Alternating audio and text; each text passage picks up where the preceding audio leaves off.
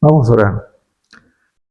Nuestro Dios y Padre, Padre de nuestro Señor y Salvador Jesucristo, en esta hora, Padre, al iniciar la clase, nos acercamos a ti, pidiendo, oh Dios, la asistencia de tu Espíritu Santo y la iluminación a nuestra mente para que al abrir tu palabra tú puedas hablarnos a nuestros corazones, puedas ayudarnos, Señor, a entenderla y comprenderla, Señor. Padre, este tema es tan vasto, es tan grande, y pedimos, Señor, que tú nos ayudes, Padre. Ayúdanos a entenderla y comprenderla, Señor. Te lo pedimos, Señor, esto en el nombre de nuestro Señor y Salvador Jesucristo. Amén.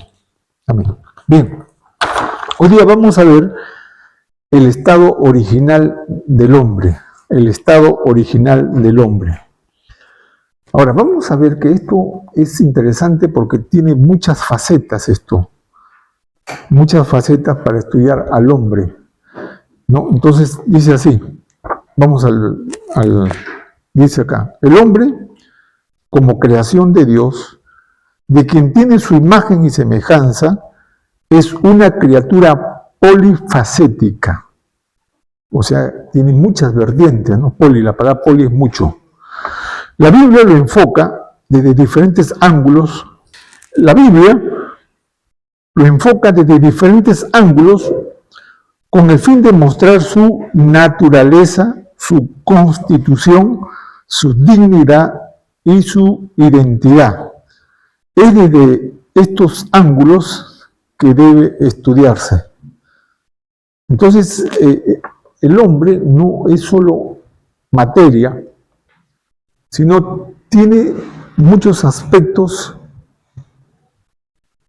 Es volutivo, es cognitivo y es sentimental. Entonces, cuando nosotros queremos estudiar al hombre desde su faceta completa, tenemos que ver esos ángulos porque es ahí donde nos van a ayudar a entender quiénes somos nosotros, ¿no? Entonces, primero vamos a ver entonces su individualidad. El hombre es una individualidad. Esto quiere decir que el hombre es un ser único. No hay dos personas iguales. Cada persona es única. Es como que Dios agarró un molde, me hizo a mí, y después ese molde lo rompió. Y ya nadie puede ser igual a mí. Nadie tiene mis huellas digitales, por ejemplo. Somos como 8.500 millones de habitantes y nadie tiene mi huella digital. Nadie tiene mi iris, por ejemplo. Ahora ya no se utiliza solo la huella digital, sino también el iris, que es único también. Es único. Pueden haber personas muy parecidas. Muy parecidas. Y aún aquellos que son los gemelos, o los que salen en una sola placenta.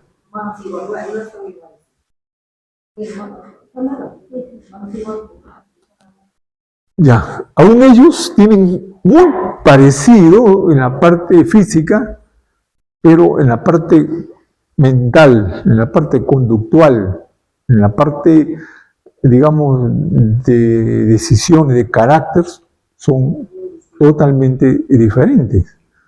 Aunque tengan muy parecido físico, los mismos ojos, las mismas facciones, el mismo color, pero todo eso no son personas iguales, mejor dicho. Son distintos, aunque han nacido en una sola placenta, ¿no? O sea, la parte física es una parte que difiere totalmente de la parte cognitiva o la parte espiritual del hombre. Entonces, cuando hablamos de la individualidad, es que el hombre es un ser único. O sea, tú eres única, usted es único, tú eres único y nadie hay como tú. Nadie. Dios hizo único, ¿no? Ahora, vamos a comprobar esto en el Salmo 139. El Salmo 139 habla de esa individualidad ahí. En el 139:13. 139:13 dice ahí. dice, porque tú formaste mis entrañas, ¿no? Estábamos viendo el punto que hoy día vamos a hablar del estado original del hombre, su estado original del hombre. Ahora, como dice ahí la separata, al hombre hay que verlo desde muchos ángulos para saber de qué está constituido el hombre y cómo es que el hombre se maneja. Entonces, primero dice que el hombre es un ser individual. ¿Qué significa? Que cada persona es un ser único. No hay dos personas iguales. Ninguna parte del mundo puede haber otro igual a ti. Cada uno es un ser muy individual. Por eso nadie puede tener las mismas huellas digitales. Estaba diciendo, nadie puede tener mi iris. Y aunque puede haber personas muy parecidas, pero no pueden ser iguales. O sea, idénticas. No hay. Y estábamos conversando aquí con la obstetra de que aún los gemelos que nacen en la misma placenta son muy parecidos físicamente, pero en conducta, en decisiones, en pensamientos son totalmente diferentes, ¿no? Totalmente diferentes. Aunque han habido casos de aspectos sensoriales, pero no está demostrado científicamente, solo que ahí dice que aún eran una pareja de hermanos y cuando le pegaban al hermano, el otro también lo sentía, dice. Así, pero eso es un decir, ¿no? Pero no está comprobado científicamente eso. Sí, pues así hay. Es como una corazonada a veces, pero no es frecuentemente. Claro, no pues totalmente, ¿no? Totalmente. Eso fue una de las razones que San Agustín fue una de las batallas que él tuvo para convertirse, ¿no? Porque él creía mucho, como ahora, dice que tu destino está hecho de acuerdo al día en que nazcas, o cómo están alineadas los planetas, cómo están alineados los planetas, y de acuerdo a esos planetas, ya según tu fecha de nacimiento, tu hora de nacimiento, cómo las constelaciones de los planetas han hecho, y algunos otros aspectos más determinan tu destino, tu futuro, si vas a tener suerte, no vas a tener suerte, esto que lo otro. Y creía San Agustín eso, pero una de las cosas que a él lo decepcionó totalmente es cuando dice que nace una pareja de gemelos, ¿no? En el mismo día, en la misma hora. No, misma hora no puede ser. No, pero son. Claro. Sí, pero que en el transcurso del desarrollo eran totalmente diferentes. Y él dice, pero ¿cómo puede ser, no? ¿Cómo puede ser? Entonces, esa fue una de las cosas que a él lo puso a pensar para diseccionar eso. Entonces, la Biblia sí dice que el hombre es un ser único. Por eso es que cada uno es responsable de sí mismo, porque eres único y las decisiones que tomes, lo que hagas, es responsabilidad totalmente tuya, porque tú eres un ser único. Bien, ahora, ¿cómo esto la Biblia lo demuestra? Entonces, en el Salmo 139, ahí encontramos la individualidad cuando Dios hace, ¿no?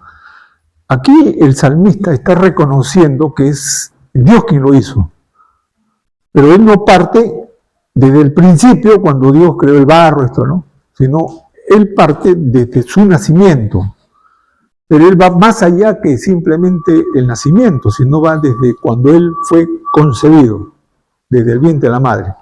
Entonces el versículo 13 del 139, 13, va a decir ahí, porque tú formaste mis entrañas, tú me hiciste en el vientre de la madre. O sea, en otras palabras, él dice que él está aquí en la tierra, que él ha nacido no por culpa de una casualidad, o porque su mamá y su papá tuvieron una noche loca, o porque quizás alguien violó a una chica y nació un niño. No.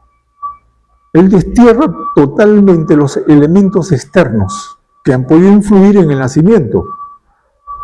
Él va a decir, tú me hiciste. Si yo estoy acá es porque tú lo quisiste. Si yo he nacido es porque tú me creaste desde el vientre de la madre.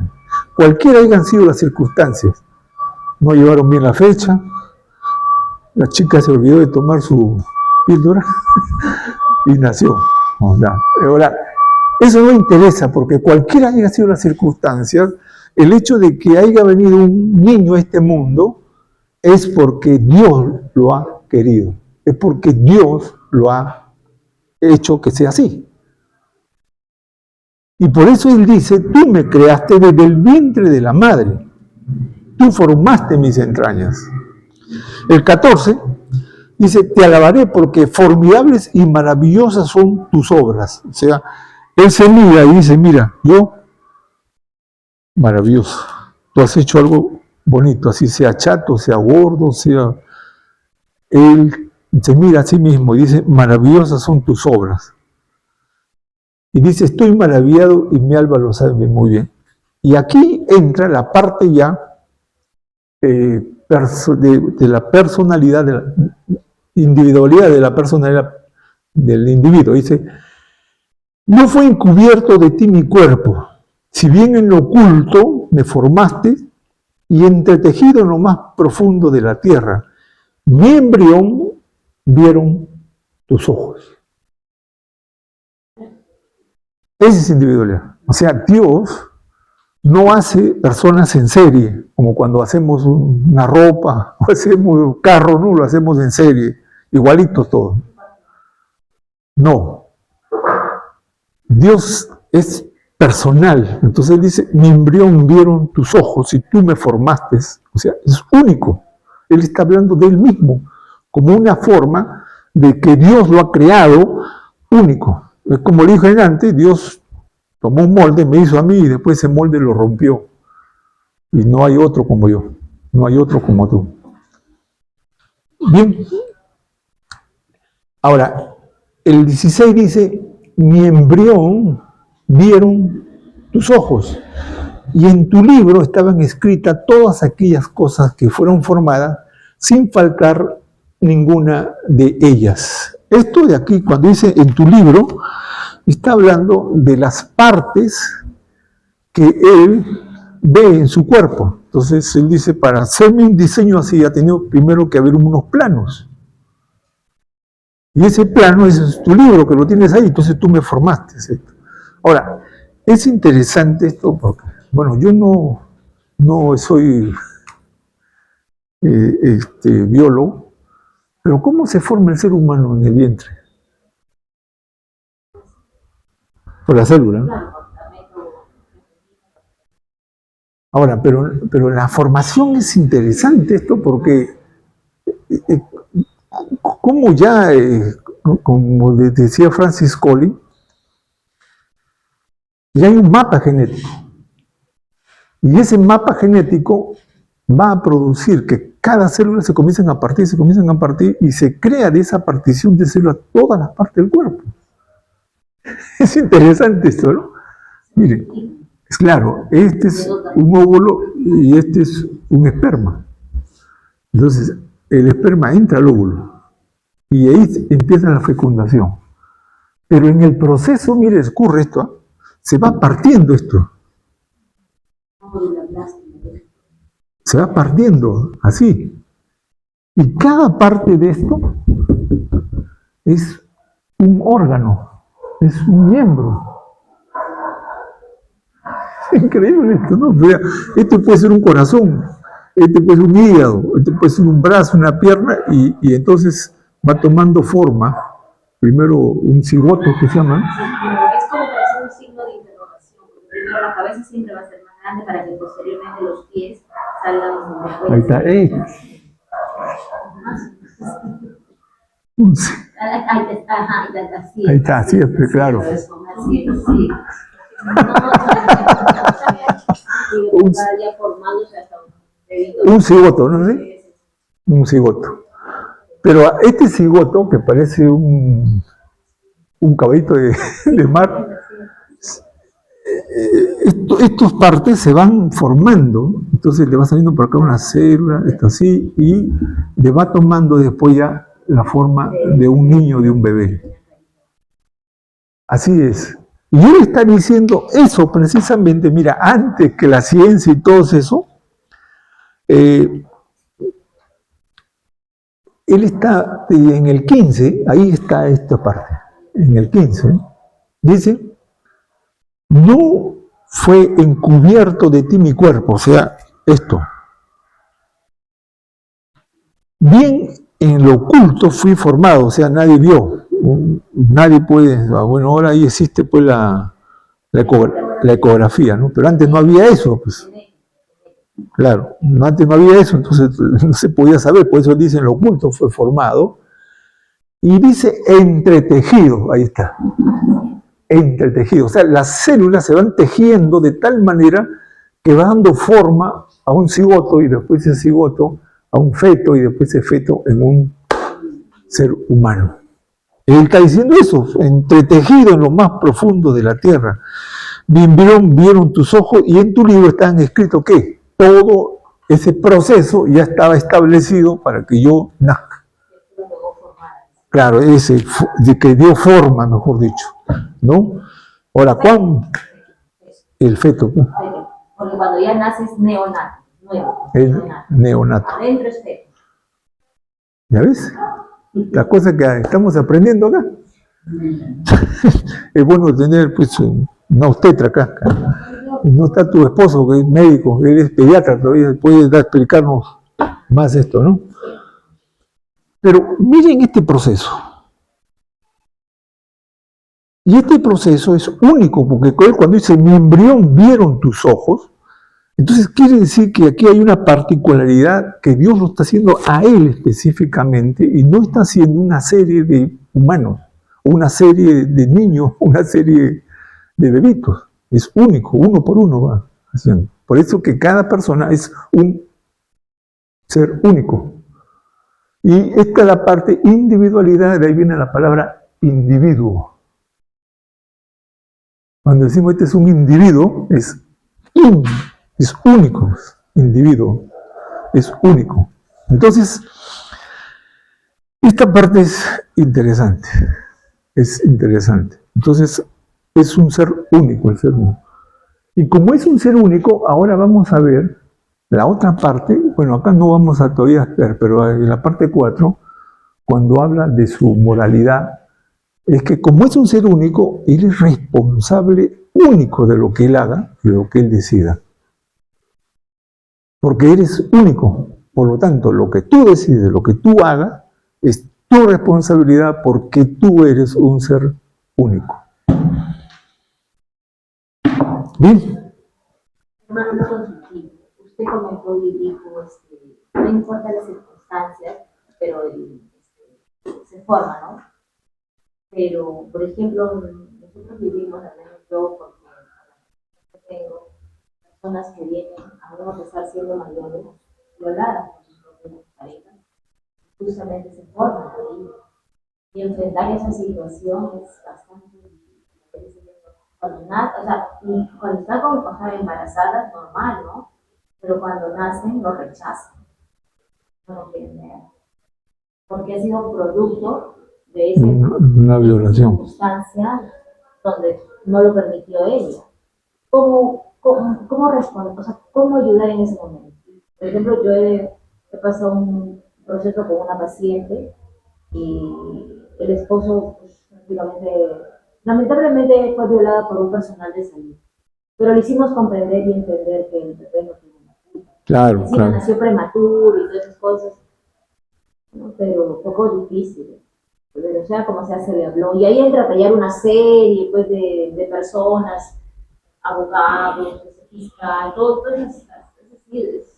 Porque hay que aceptar la denuncia y todas esas cosas, pero ese proceso que ella vive ¿cómo? O sea, ¿cómo explicarlo, hermano? ¿Cómo decirle yo que Dios está en el asunto, por ejemplo? Igual yo le decía, no tiene la culpa, Dios lo formó, porque de Dios era lo único que yo le decía eso, ¿no? Pero había eso.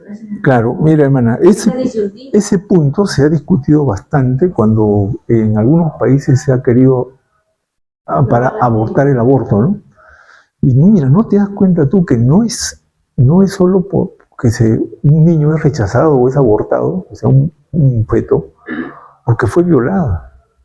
Simplemente porque no lo quiere tener.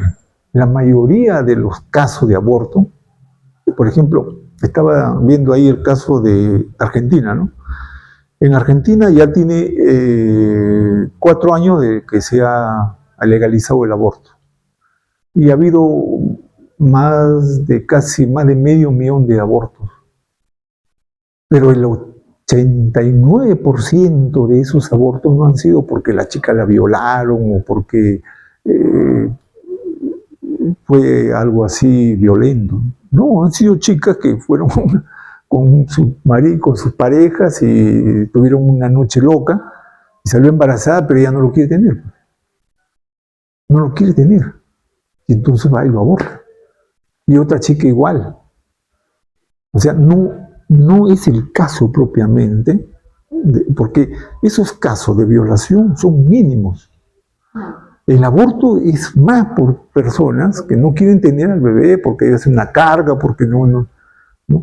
Pero dentro de todo eso hay dos cosas, ¿no?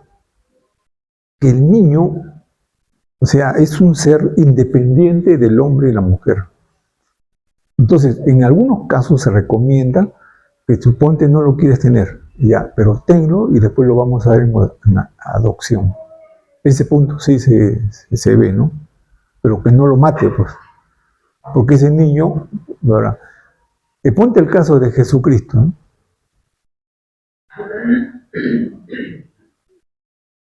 ¿Qué hubiese pasado con él si José no es su papá? Y en ese tiempo, la mujer que salía embarazada, sin estar casada, era pedrada. ¿Por qué? Porque ha cometido fornicación. Igual cuando le traen a esa mujer adúltera, ¿no? Que no se sabe si está embarazada o no, pero suponte que si ha tenido relaciones puede estar embarazada y hay que matarla por eso. En el caso de la mujer en sí, nunca está preparada para tener un hijo. Siempre salta el miedo. ¿Ya? Y eso cuando es en una pareja donde hay consentimiento, donde hay un plan de tener una familia, un hijo. Siempre salta el miedo. Ahora qué voy a hacer, cómo van a hacer, cómo será, ¿no? Entonces, ahora, a una mujer que nunca ha estado preparada, nunca ha estado en sus planes tener un hijo, el miedo es mayor. Y no solamente el miedo, la vergüenza, el timidez. O sea, muchos factores se juntan para que esta persona, esta mujer, rechace a ese hijo que no ha querido tenerlo, ¿no? Ahora, en el nacimiento, el parto es muy doloroso, es muy traumático. Nosotras las mujeres yo sabemos superarlo. Gracias a Dios que me hiciste hombre. Nosotras las mujeres sabemos superarlo porque en el caso de cuando anhelas tener una familia y anhelas tener un hijo, entonces ese amor borra ese mal recuerdo, borra ese dolor, ese sacrificio, ¿no? Se convierte en un gozo después. Pero ¿qué dijo Jesucristo? ¿Te acuerdas? Jesucristo habló. El deseo del hombre será para... No. Nuestro Señor Jesucristo, ¿qué dijo? Parirás con dolor.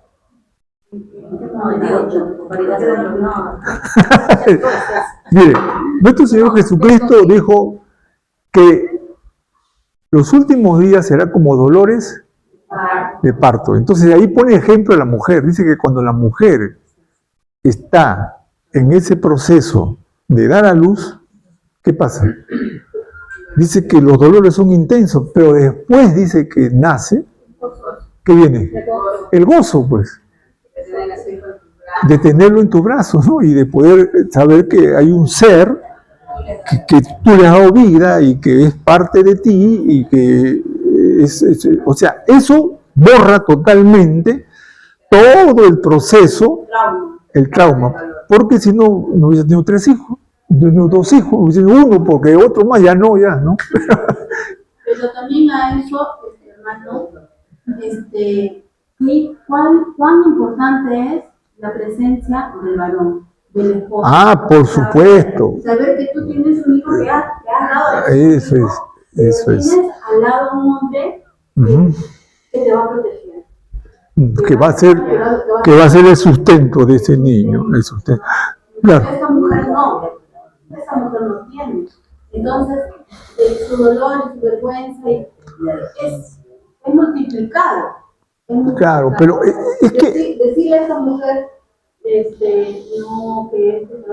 no, ahorita no lo va a entender.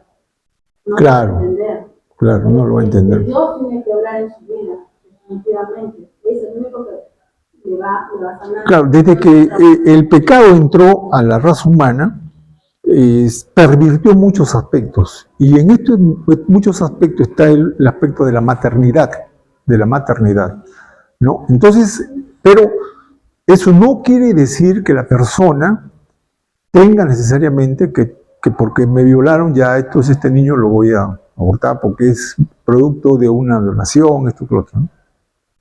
Pero han habido casos, no recuerdo el nombre acá, pero leí el nombre ahí de una chica que fue llevada como esclava por los otomanos, era judía, fue llevada y ahí fue parte de un harén de un jaque, y ahí ella salió embarazada. Pero ella crió a su hijo, y ese hijo fue después, como ella era judía, le inculcó todo el conocimiento de Dios, todo el conocimiento de la Torá, que conocía esto. Y ese hijo, cuando fue creciendo y desarrollando, entonces logró, o sea, tener ese conocimiento que su madre le había dado, y él comenzó a influir en los demás para cambiar esa estructura perversa y bárbara que tenían los otomanos. Y él es el primero que, según un sello ahí, que hace la escritura gótica, no recuerdo el nombre ahorita, él hace la escritura gótica. Pero ¿qué hubiese pasado si él lo hubiese abortado? Ahora, otro caso, lean la historia de Beethoven. Lean la historia de Beethoven. Claro, cada nacimiento, hermano, es un propósito. Un propósito. Claro, pues. Sino que la forma, eso es lo que hace que la persona haga eso. Pero en el transcurso de nuestra vida nos desviamos. Si no crecemos con el conocimiento, claro, con Cristo en nuestra vida, todo sí. que tiene para nosotros es mucho. Mira, hay un caso, no le voy el nombre, pero resulta que este niño crece con un supuesto padre. No había sido su padre, sino que cuando su mamá estaba embarazada, se compromete con un hombre, y el hombre dice, bueno, ya, pero vamos a tener al niño, y él lo firma todo, pero no era su hijo. No era su hijo.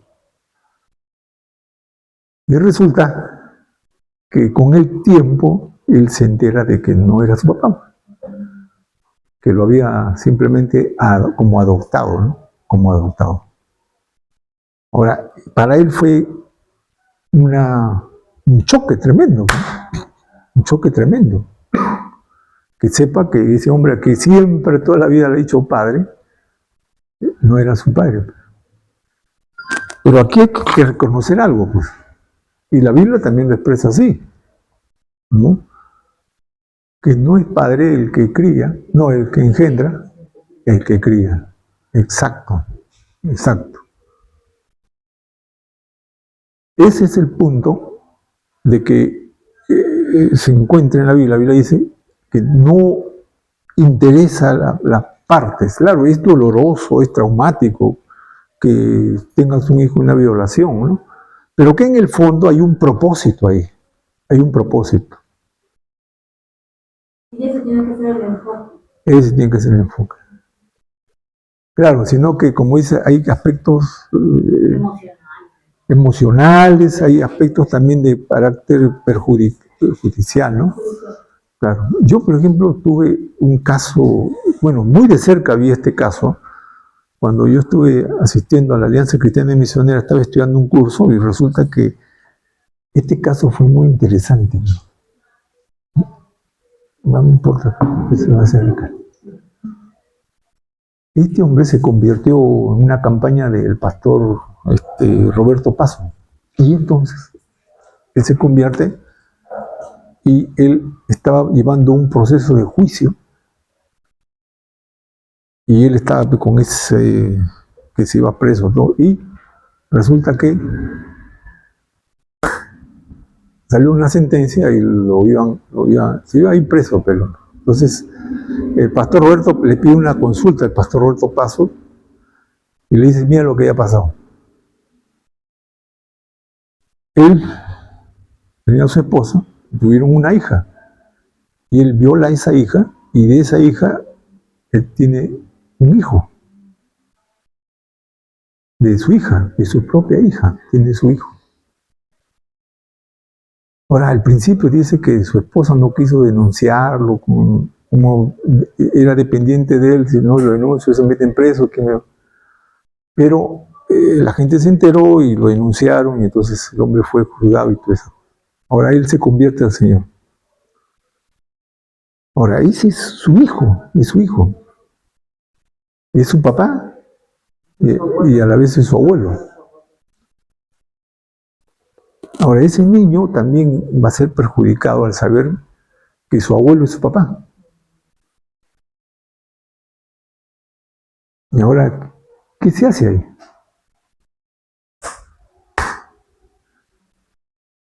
¿Qué se hace ahí? Son aspectos muy complejos en realidad. Mire hasta dónde el pecado lleva a la persona. ¿Cómo se genera el ser humano? Y ahí entra todo un aspecto, como dijiste, legal, aspecto moral. Ahí tiene que ver mucho el aspecto ya moral, el aspecto legal, psicológico y todo un montón de cosas que entra ahí, ¿no? Y mire, todo es por culpa del pecado, por culpa del pecado. Pero son cosas que ocurren y se dan, pues, ¿no? Y se dan a veces, y que no, a veces no se puede propiamente, fácilmente decir, haz esto, haz el otro, ¿no? No. Y es lo que enseñaba usted en la clase anterior, que la teoría de la evolución decía que nosotros somos el hombre como animal, y los impulsos, ¿no? Y es lo que pasa, porque este hombre bajo los impulsos se relaja y llega a ser un animal, pues se convierte en un animal, ¿no? y hace daño. Hace daño, Y las ¿no? estadísticas dicen que los primeros violadores están Dentro de la familia. El padre, el hermano, el abuelo. Sí, pues. La estadística dice eso. Sí, es algo muy... pero a la luz de la Biblia, todo niño que nace, todo niño que viene a este mundo, hay un propósito de Dios. Cualquiera sea. Este muchacho, por ejemplo, le digo que después que se enteró que no era su papá, le costó aceptarlo. Pero al final, él mismo se dio cuenta de que su padre fue un mal padre, pues, porque lo tuvo y lo abandonó, ¿no? Lo abandonó. O sea, cuando se enteró que su mamá estaba embarazada, el hombre desapareció. Pero tuvo la bendición de que otro hombre lo tomara y le diera su papel y lo haya criado como si fuera su hijo. Que pocos hombres así. Y sin embargo, ha sido privilegiado en esa parte, ¿no? En esa parte. Hay una canción que se llama La hija de nadie. Ah, sí. Se llorar. Y esos casos hay un montón en todo lugar, ¿no? Claro. Pero vamos a la persona. Si la persona es educada, si la persona es instruida, ¿no? Porque tiene que llevar todo un tratamiento de psicológico y todas esas cosas, pero también entra ahí la palabra. Y si él reconoce que las circunstancias no importan porque hay un propósito de Dios en él, entonces ese hombre va a superar, esa mujer va a superar todo eso y va a ser una persona de bien y grande. ¿En qué? En los aspectos que corresponden a la voluntad de Dios. Eso es un punto importante. Hay otro caso también esa vez cuando fuimos allá, cuando recién el pastor empezó con los retiros, también nos enteramos de un caso de un papá que le dijo a este muchacho que estaba yendo a mi clase incluso en ese tiempo, y le había dicho que tú naciste de...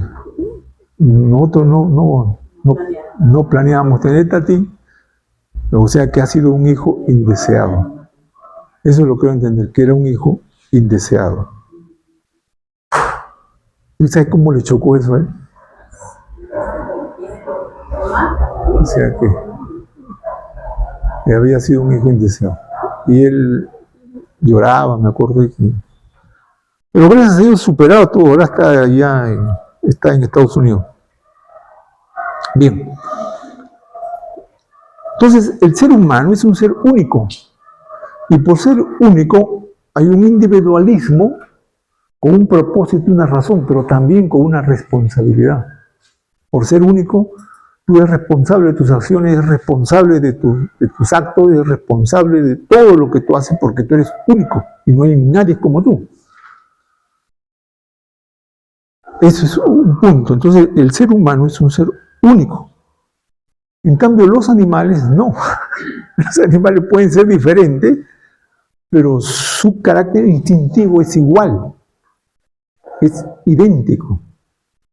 Por eso las palomas siempre van a ser un nido, las palomas nunca van a ser un edificio, una casa para tener nido, porque ya vienen con ese mapa genético, el hombre no. Bien, hasta ahí no hay preguntas. Muy bien, vamos a la segunda parte que ahora entra su racionalidad. Este punto sí es importante acá. Bien, vamos al 3.1.2. 3.1.2, su racionalidad. Dice esta parte, dice, el hombre fue creado por Dios con inteligencia razonadora y reflexiva. Inteligencia razonadora y reflexiva, la cual le proporciona discernimiento y autoconciencia. Cuando Dios creó a la primera pareja, le dotó de una cualidad que es la de que los hizo diferente a las demás criaturas. Fue a esta cualidad que Dios apeló para pedir su obediencia. Y fue también a esta cualidad a la que apeló Satanás para tentarlo. O sea, la individualidad y la racionalidad del hombre es lo que tanto Dios como el diablo apela para que el hombre tome decisiones. Por eso la responsabilidad es de la persona. Yo no puedo decir, mira, el diablo no, el diablo me tentó, sino que no puedo decir el diablo me obligó a hacer esto. Yo no quería hacerlo, pero el diablo, no puedo decir eso, porque yo tomé la decisión de obedecerle a él. Como también yo tomo la decisión de obedecer a Dios o de rechazar a Dios. ¿Por qué? Porque yo tengo razonamiento, yo tengo discernimiento. Claro, por eso que Dios lo dotó de eso, para que el hombre sepa distinguir entre lo que es bueno y entre lo que es malo. Pues esta parte lo vamos a ver más claramente cuando hablemos del aspecto moral del hombre. Entonces, dice acá, también la cualidad por la cual apeló Satanás para tentarlo. Cuando pecaron Adán y Eva, se dieron cuenta de la gravedad de su delito. Fue así porque ellos estaban equipados con la capacidad de analizar su situación y comprender su desnudez. Ningún otro ser viviente tiene esa capacidad de autoconciencia y de autocrítica. Solo el ser humano tiene esa capacidad. Por eso el ser humano no puede ser producto de una evolución. Pues. Sería un animal más. Pues el ser humano tiene esas cualidades de autoconciencia. Ahora, Y Dios apela a eso precisamente para decirle al hombre de su culpabilidad. De su culpabilidad. Bien, sigamos ahora aparte. Dice, la capacidad del razonamiento del hombre es una característica de la imagen de Dios. Esto es lo que hace que el hombre sea diferente a las demás criaturas. Aunque sea cierto que comparte con ellas la naturaleza animal, la racionalidad del hombre es un don divino en el hombre, del medio de la cual él es capaz de reflexionar sobre sí mismo, su prójimo, su ambiente y Dios. Entonces, el razonamiento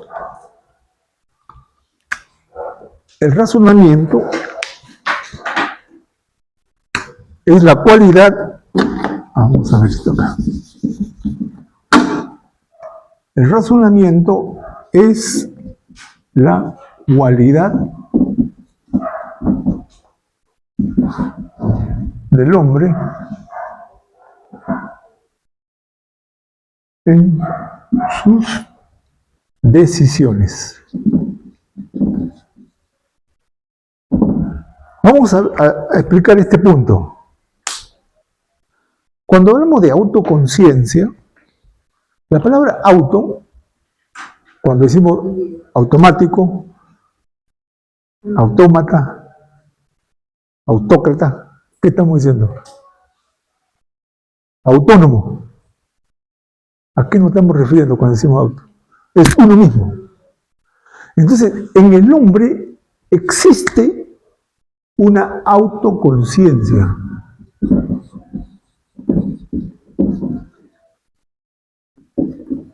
¿Qué es esto de la autoconciencia? O sea, esta es una palabra compuesta. La palabra auto es yo mismo. Pero la conciencia es algo que Dios ha puesto en él. Pero por haber puesto Dios en él como es auto, tiene la facultad de decidir sobre esa conciencia. Y esa conciencia es lo que hace que el hombre le dé, podemos llamarlo así, el discernimiento.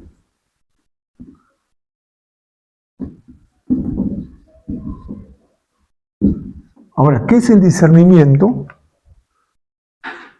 Es la facultad de separar y de distinguir entre lo que es bueno y lo que es malo. Y la conciencia que Dios nos ha dado, yo la domino y yo la tengo. Ahora, yo bajo esa conciencia tengo un discernimiento que es la capacidad de poder distinguir entre el bien y el mal, pero a la vez también de tomar la decisión. Vamos a ilustrar este punto. Vamos a Romanos capítulo 2. Romanos capítulo 2:12. Vamos a ver este punto acá. Y cómo es que la Biblia lo explica de una forma magistral esto. Mire lo que dice acá. Porque todos los que sin ley han pecado, sin ley también perecerán. Y todos los que bajo la ley han pecado, por la ley serán juzgados. Porque no son los oidores de la ley los justos ante Dios, sino los hacedores de la ley serán justificados. Porque cuando los gentiles que no tienen ley hacen por naturaleza lo que es de la ley, estos para sí mismos, mostrando la obra de la ley escrita en sus corazones, dando testimonio, ¿qué? Su conciencia, esto. Dando testimonio, su conciencia y acusándoles o defendiendo, ¿qué cosa? Su razonamiento. Ahí está la figura. O sea, yo no sé nada de Dios, vamos a suponer, ya, yo no sé nada de Dios, si Dios existe, no existe, soy un ateo materialista. Pero aún siendo un ateo materialista, ¿yo cómo sé que matar es malo? ¿Cómo sé que violar es malo? ¿Cómo yo puedo entender que robar es malo? Por la conciencia, pues. Por eso dice, las gentiles no conocen a Dios, no tienen la ley de Dios, o sea, no conocen los mandamientos de Dios. Pero ellos mismos, a pesar de que no conocen la ley de Dios, tienen una conciencia que le da el discernimiento para que ellos aprueben lo que es bueno y aprueben lo que es malo.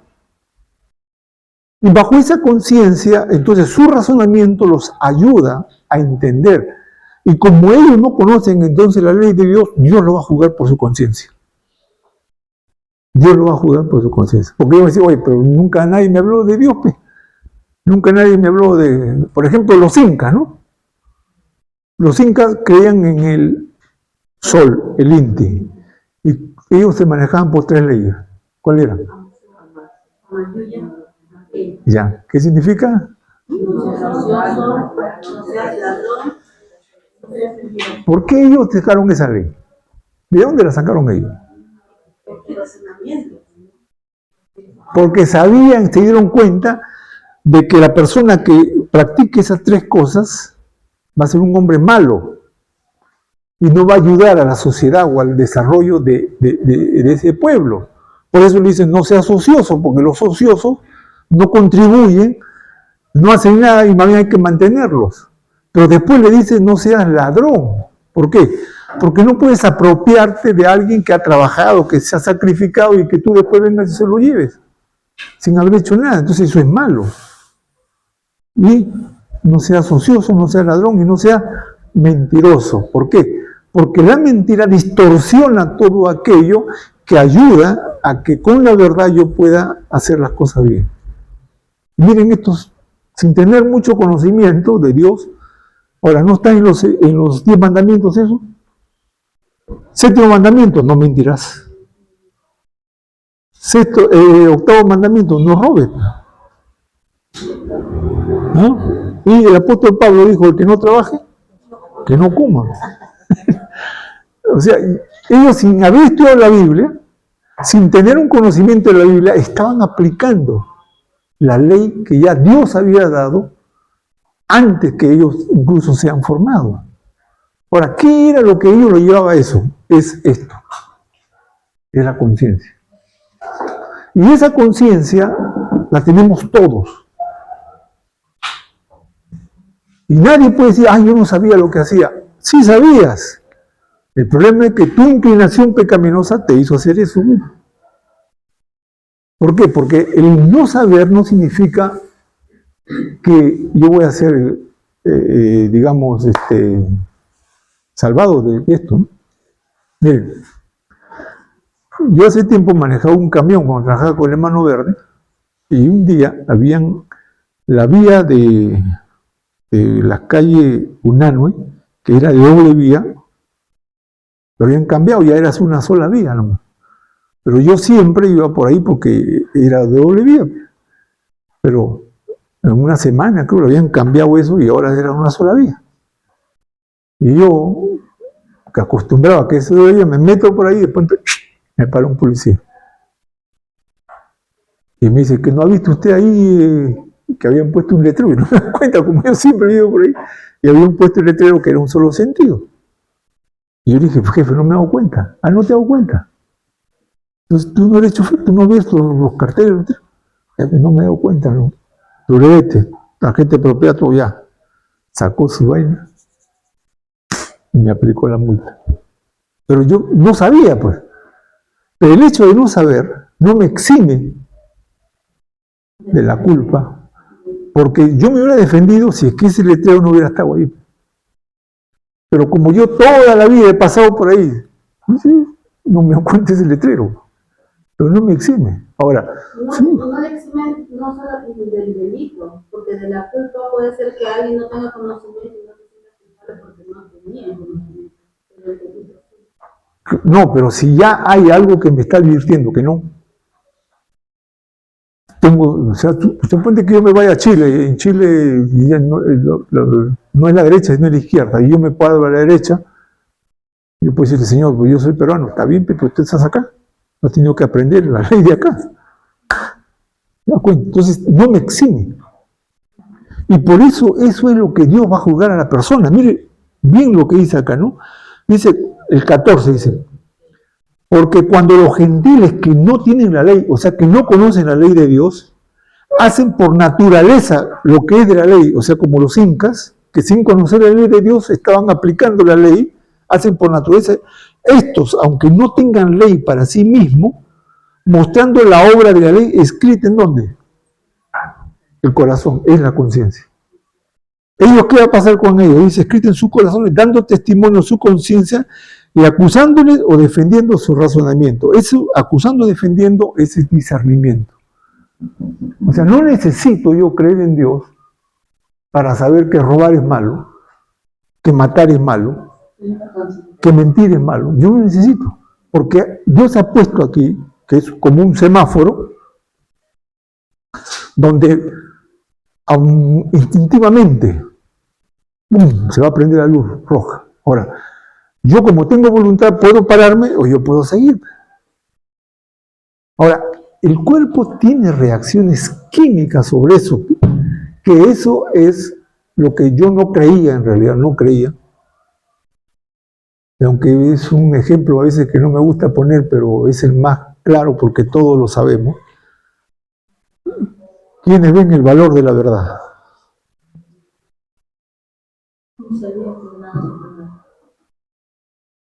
María.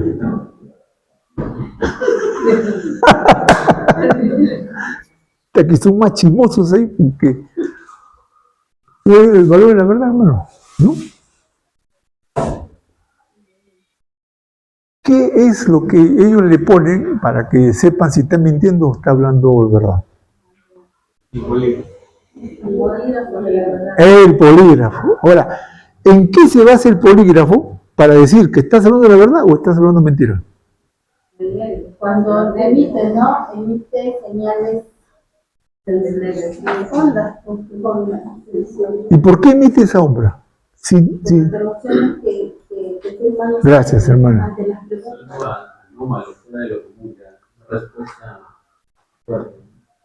Claro, ante la pregunta, el cuerpo reacciona si quiere decir, cuando quiere dar una respuesta verdadera o... Si es verdad, no pasa nada. Y si es mentira, sí. Pero eso fue un invento para la policía. No, pero yo digo, ¿en qué se basa el polígrafo para decir que es verdad lo que ha dicho o no es verdad lo que ha dicho? Ahora, ¿y qué tanto de alcance tiene eso para determinar una verdad o una mentira? O sea, cuando tú mientes, y cuando dices la verdad, está tranquila. Claro, pues, ¿no? Está tranquilo, está diciendo la verdad, está tranquilo. Ya. Cuando mientes, Claro, el estado del cuerpo está tranquilo, está nervioso, se refleja en reacciones químicas, impulsos, están leyendo como antes impulsos, ¿no? Cuando ponen el polígrafo, pero al 100% yo no creo que sea. No, pues. Tendrá un 90 eficaz. Pero ya es suficiente, pues. Claro, ¿no? Que tenga un 70 nomás ya es suficiente. Hay personas que pueden controlar estos impulsos. Sí. Pueden engañar al polígrafo, ¿no? Y se necesita bastante. Entonces, tendrá que haber un 70% de efectividad, ¿no? Y eso los psicólogos lo manejan bien porque ellos se dan cuenta cuando la persona está mintiendo. Por ejemplo, mi hermano Riva trabajó en el aeropuerto y ellos están viendo a todas las personas, pero hay personas que se ponen nerviosas y entonces comienzan a, ¿no? Y entonces el pata lo dice, algo sospechoso. ¿Por qué se pone así la persona? Porque está haciendo algo malo. Eso es su conciencia. Él sabe que está haciendo malo. Él sabe.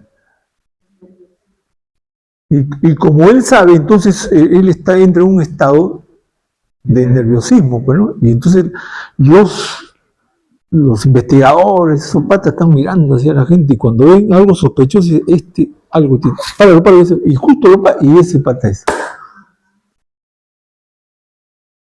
Pero no todas las personas no tienen ese discernimiento. No, pero ellos estudian para eso, pues, como los psicólogos, ¿no?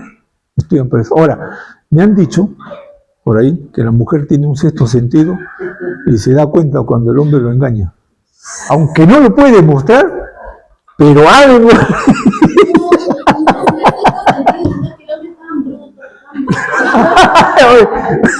Me río, o sea que, oye, ministro.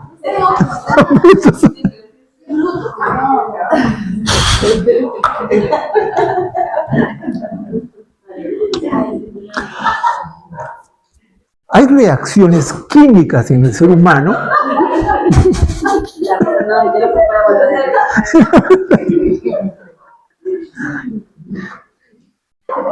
Bueno, ¿cómo ocurre esto? En el ser humano hay reacciones químicas, ¿ya? Que hacen que ante ciertos eventos esas hormonas químicas comiencen a fluctuar o a crear un desbalance. Entonces, cuando la persona miente, entonces eso está demostrado de que el ser humano no ha sido hecho para mentir, porque comienza a alterarse su cuerpo y por eso es que, claro, en el polígrafo, el ser humano normal va así. Claro, ya, ahí está. Pero de pronto le dice, ¿le sacó la vuelta a tu mujer? Y el hombre, ya, ahí ya empieza la reacción química, porque él en su conciencia me dice, le digo la verdad o no, pues si le digo la verdad, mi mujer se va a enterar, no hay un problema. Entonces voy a mentir, y al mentir, entonces esto ya comienza así. Y ahí se dan cuenta que han mentido. Ahora, ¿se puede hacer eso, ministro? ¿No? ¿Se puede engañar eso? Ahora, ¿cómo se puede engañar esto? Tenga que pedirle eso a los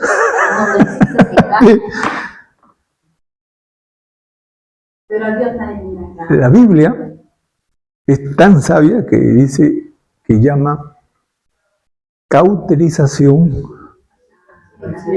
¿Qué es la cauterización de la conciencia? No hay temor de Dios. Ya le salió callo. Eso es algo que todos lo sentimos, eso al comienzo, ¿ya? Al comienzo, les explico esto. Yo tendría más o menos 11 años, por ahí la primera vez que fui a mi mamá y le saqué la cartera. Y le saqué, en ese tiempo, creo que era un 20 centavos, 10 centavos creo que era. Lo saqué, pero con un miedo, con un nerviosismo tal. Y cuando mi mamá me llamó, yo me sentía, me descubrió, dice. Y no me había descubierto, solo me llamaba para hacer otra cosa, pero yo vivía con eso. La segunda vez, ya no fue tanto el nerviosismo. La tercera vez, y la cuarta vez ya era costumbre, hasta que un día se dio cuenta y ahí sí me dio pena, ¿no? Pero miren el proceso, ¿no? La primera vez que un hombre va a engañar a una mujer, hasta, pero por eso que el hombre se vuelve muy con la mujer, muy como para que no se dé cuenta, ¿no? La segunda vez el temor es menos.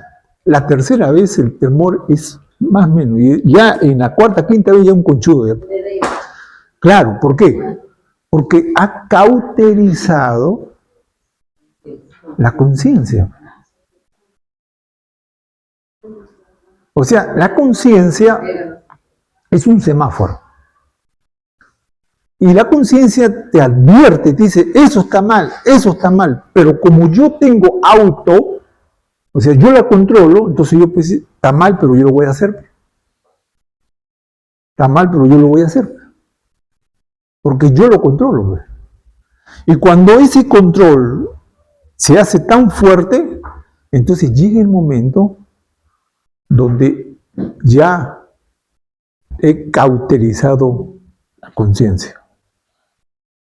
A ese tipo de personas ustedes han leído en la primera carta de Juan donde dice, Hay personas que yo digo que oren, pero hay otras que ya ni digo que oren ya. ¿Por qué?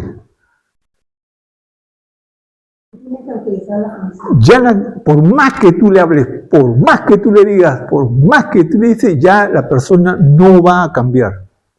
Su conciencia está cauterizada ya. Ahora, sácalo de ahí, pues. Sácalo de ahí.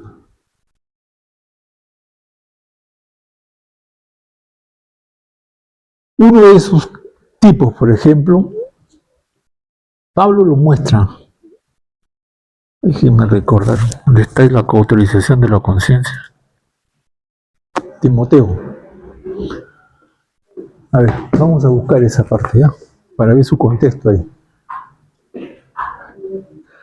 O sea, miren de lo que el hombre está dotado. 1 Timoteo 4.2. 1 Timoteo 4.2. Esos son ya los tipos. 1 Timoteo 4.2. Listo. Pero miren en el contexto ya donde está puesto esto, ¿ya? ¿Quiénes son los que tienen cauterizada la conciencia? ¿Han visto el título del capítulo 4? ¿Listo? La apostasía. Estos son unos apóstatas. Apóstatas. Eso es lo que han cauterizado su conciencia, los apóstatas. Miren lo que dice acá. Pero el Espíritu dice claramente que en los posteros tiempos algunos apostatarán de la fe, siendo engañados, dice acá, escuchando a espíritus engañadores y a doctrinas de ¿qué? De demonio, por hipocresía de mentirosos que teniendo, ¿qué cosa? Cauteridad de la conciencia. ¿Qué van a hacer esos? Prohibirán casarse, mandarán a hacer ese alimento que Dios creó por congregación de gracias que participen, y los creyentes y los que han conocido la verdad. O sea, la cauterización de la conciencia no es otra cosa que no tener ningún temor, primero reverente a Dios, pero tampoco ningún temor en hacer el daño, en hacer el mal. O sea, no me tiembla la mano en ir y meter un balazo a alguien, no tengo ningún temor. O sea, mi conciencia ya lo he cauterizado tanto que no me redarguye. Cuando alguien hace algo malo, no puede dormir, sobre todo cuando piensa que puede ser descubierto y está en sobresalto. Por eso que todos los ladrones, todos los asesinos, todos viven así. Porque piensan que lo van a chapar, que lo van a descubrir, y andan siempre así. Y eso lo hace estar en alerta permanente y el cortisol elevado. Y eso le va a afectar su salud con el tiempo. En cambio, quien no tiene problema, puede dormir tranquilo. ¿Cuál es la mejor almohada? Dice, tu conciencia tranquila, ¿no? Así decía, es un dicho, ¿no? ¿Cuál es tu mejor almohada? Una conciencia tranquila.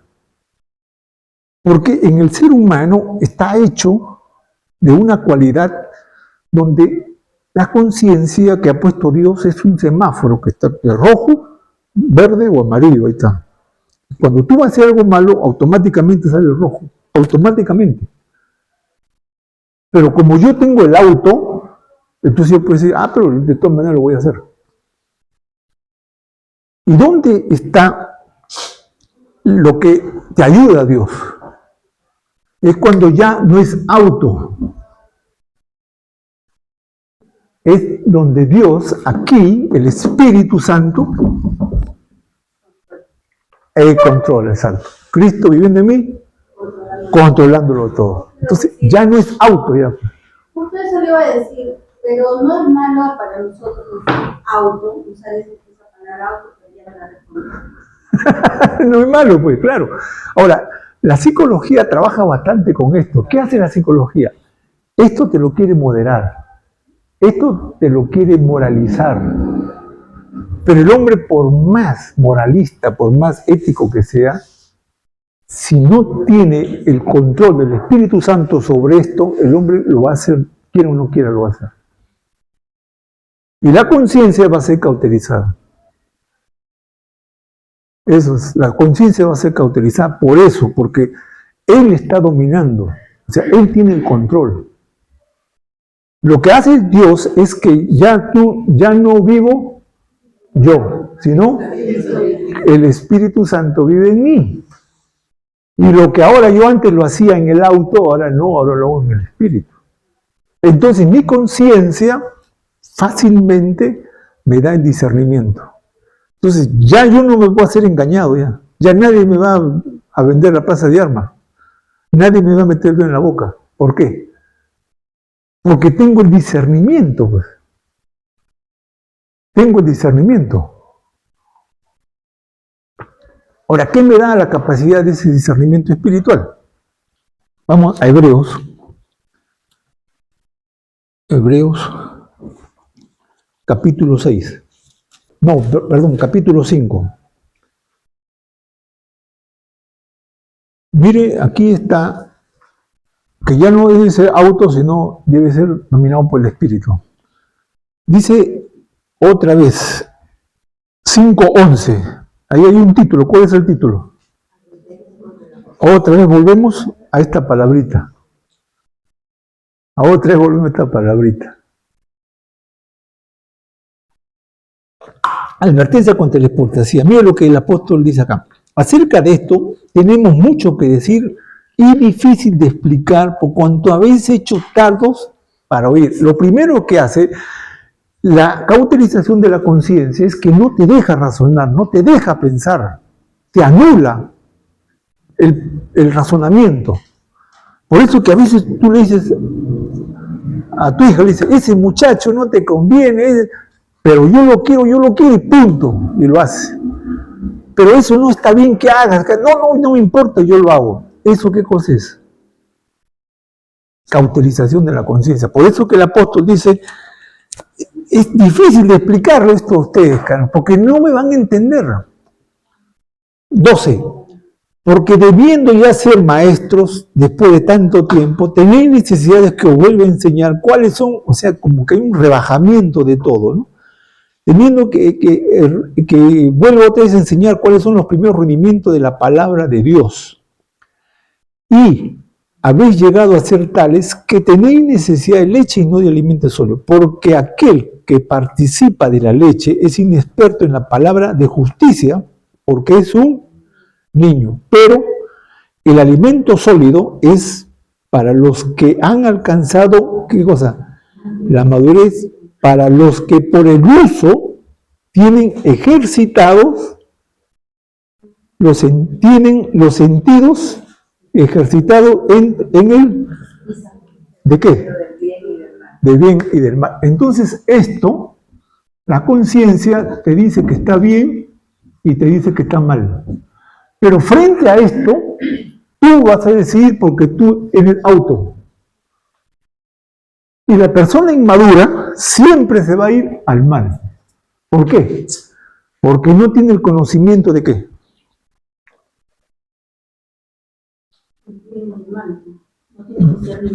No, ¿por qué? Vamos a ver el 12 para que ustedes sepan por qué. El 12. Porque debiendo ya ser maestro después de tanto tiempo, tenéis necesidades que os vuelva a enseñar cuáles son los primeros rudimientos de... Ahí está. Cuando yo sé menos de este libro, cuando yo ignoro lo que este libro enseña, cuando yo no pongo en práctica lo que este libro me dice, entonces voy a ser un maduro, un niño, y fácilmente voy a ser un necio, voy a volverme un torpe, y no voy a desarrollar el discernimiento del bien y del mal. ¿Por qué? Porque el conocimiento de la palabra de Dios no está afectando mi razonamiento, porque yo pienso en función a qué. A lo que conocemos. Claro, porque es importante estudiar, porque es importante aprender, porque es importante tener conocimiento. Porque eso me va a ayudar a mí, a que cuando tenga que tomar una decisión, a cuando tenga yo que saber algo, yo pueda tomar decisión. ¿Por qué la educación es tan pobre? Porque quieren seguirnos teniendo esclavos. ¿Por qué es tan difícil que nos enseñen bien? Porque cuando más ignorantes somos, más fácil nos pueden manejar y manipular. No nos dejan pensar.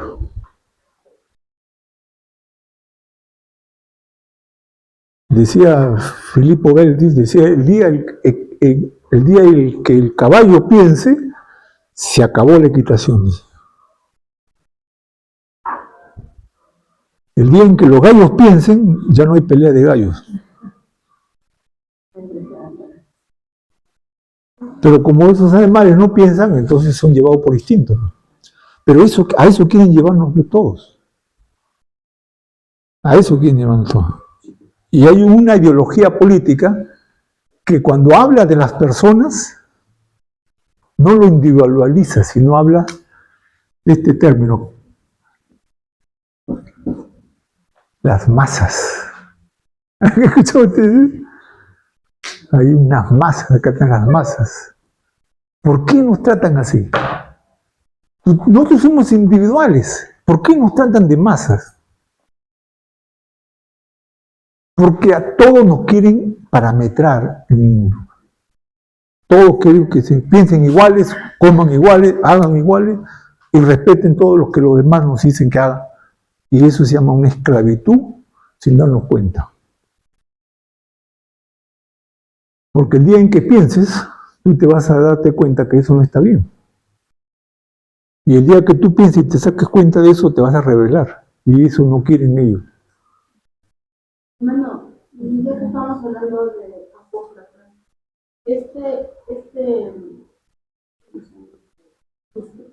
bueno, no es su nombre. Jesús Adrián Romero, ¿se ha vuelto apóstata?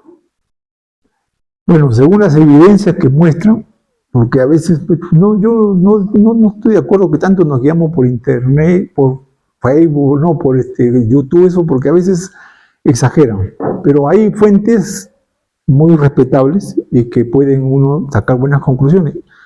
Y sí, ahí he leído algunas fuentes muy respetables donde dicen que Jesús Adrián Romero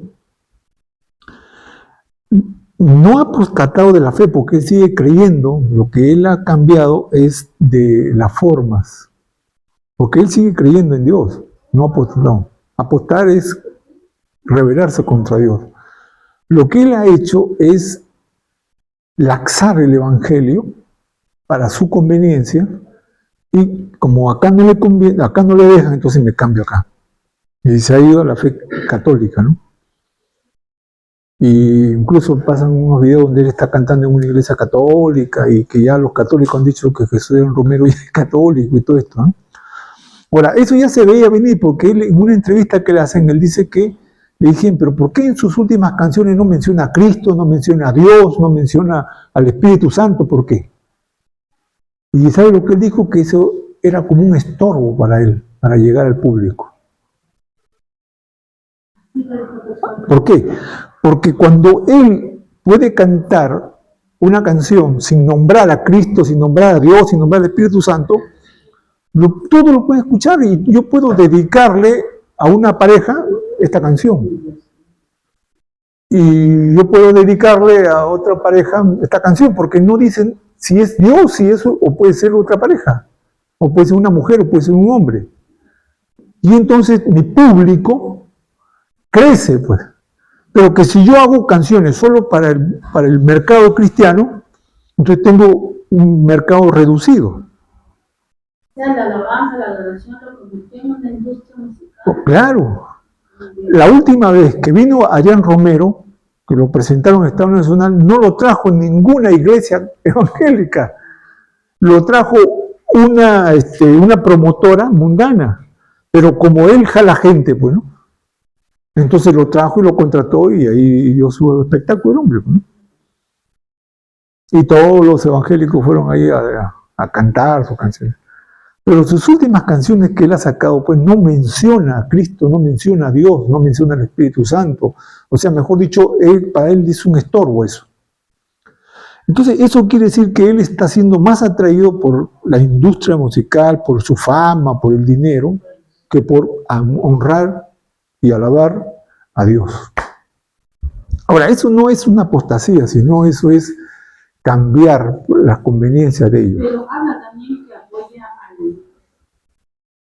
al colectivo LGBT. Claro, ¿por qué? Porque ellos también son su público. Es como los políticos ahorita. A ver, dile, ¿tú estás en contra de los homosexuales? Van a decir que no. Van a decir, no, cada uno tiene su... Yo lo escuché eso, ¿sabes a quién? ¿Se acuerda de Humberto Ley? Ya, cuando él entrevista y le dice, ¿usted está de acuerdo con los homosexuales? Y él dice, pues no, yo respeto que cada persona tome su decisión. ¿Te das cuenta?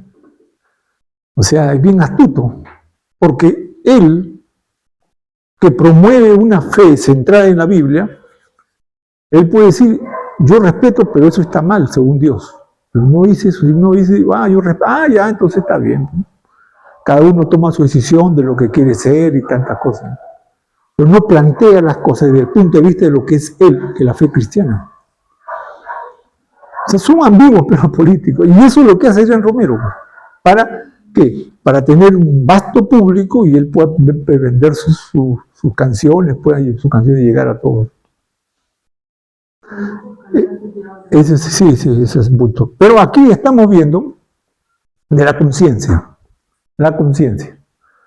Ahora, cuando nuestro Señor Jesucristo habla de la conciencia, Él dice que todo que no es creyente, todo que no tiene a Dios, todo que no tiene Espíritu Santo, tiene una conciencia, mejor dicho, una mentalidad pervertida. Una mentalidad pervertida. Miren, Mateo 15, 19.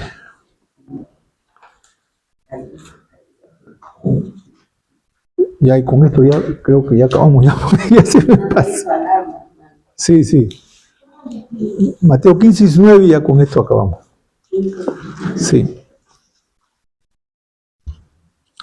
Dice así nuestro Señor Jesucristo. El capítulo 15 habla de él aquí va a hablar de un tema muy interesante que se llama lo que contamina al hombre. 15 y 19 dice, porque del corazón salen ¿qué? Los malos pensamientos, los homicidios, los adulterios, las fornicaciones, los hurtos y los falsos testimonios y la blasfemia. Estas cosas son las que contaminan al hombre, pero el comer con las manos sin lambar no contamina al hombre. Miren lo que está diciendo acá. Que el que no es creyente y que se domina por el auto, entonces él va a determinar para él lo que es bueno y lo que es malo. Él lo va a determinar. Él lo va a determinar. Y como él lo determina, entonces yo arreglo las cosas a mi manera, a lo que a mí me va a favorecer, a lo que yo puedo sacar provecho. Claro, no, yo puedo jugar con las dos cosas.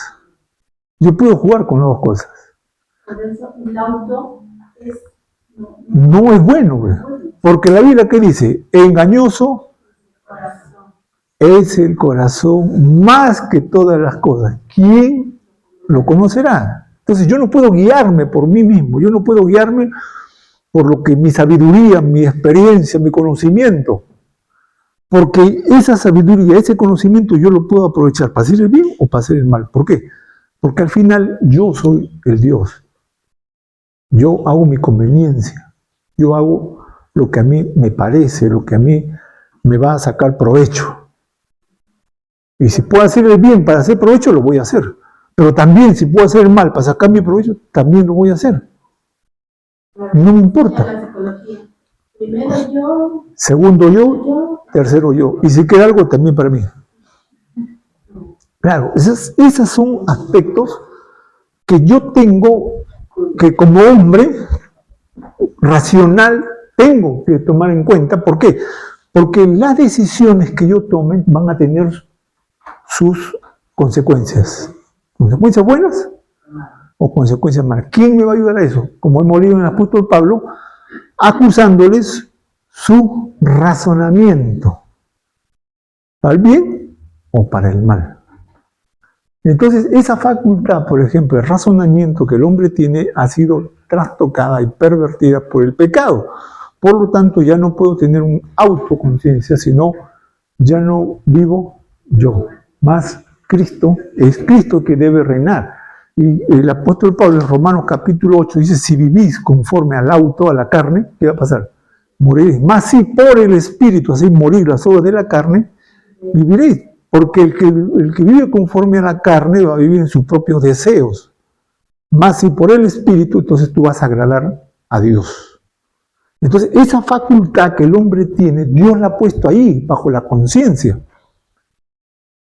Entonces, por eso es que el hombre no puede ser un ser autónomo, porque el hombre es malo por naturaleza, ya lo dijo Jesucristo. Y la Biblia dice, del corazón salen todas estas cosas, y engañoso es el corazón del hombre. Por eso tenemos que tener autocontrol, pero ese autocontrol no puede ser de nosotros, sino tiene que ser de un ente externo que me controle. Por eso, si no estamos bajo control, el hombre se pervierte. En la política, ¿cuántos poderes hay? ¿Ah? 3 poderes. ¿Por qué tiene que haber 3 y no 1?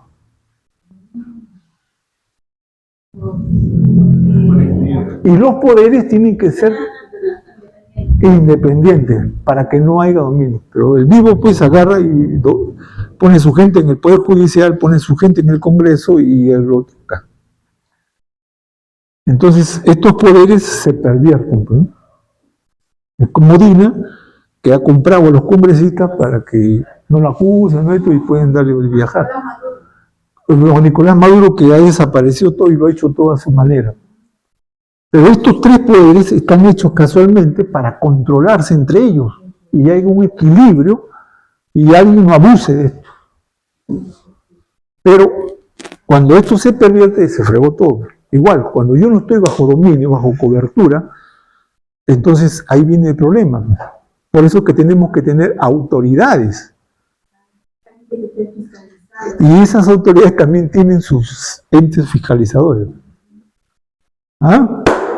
¿Qué les parece? Porque el hombre es malo por naturaleza. Por naturaleza. Nadie es bueno acá.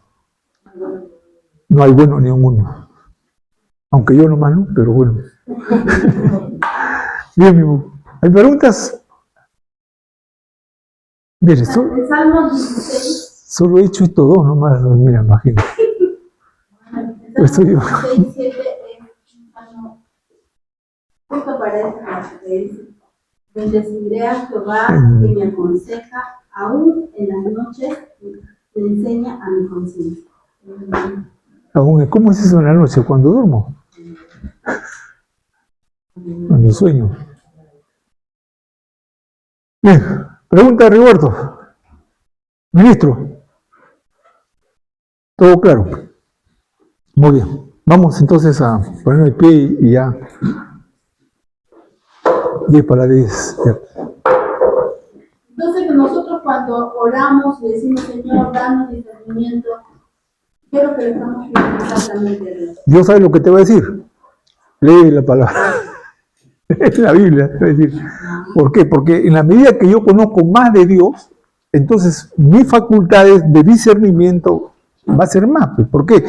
Porque cuando metemos la pata, es como que viene un muchacho y me dice, hermano, ¿por qué malo hice una fiesta? ¿Por qué malo tomar cerveza? ¿No? ¿Y qué le falta a esa persona? Conocimiento de la palabra. Pues.